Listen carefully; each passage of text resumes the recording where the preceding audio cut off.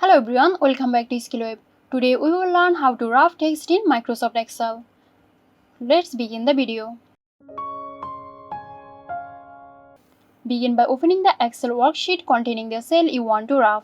Now click on the cell containing the text you want to wrap. Now navigate to the Home tab and in the Alignment group you will see the Wrap Text button. Click on it to enable text wrapping.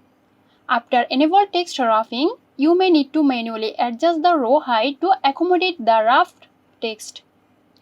To do this, hover over the row boundary at the left of the row number.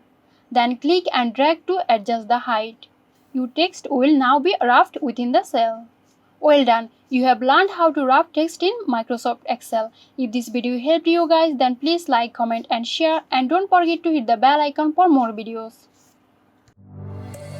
This video is sponsored by Zerosoft. Zerosoft offers graphic design, UI UX design, digital marketing and web development. Elevate your brand with Zerosoft today. For more details, check the description box.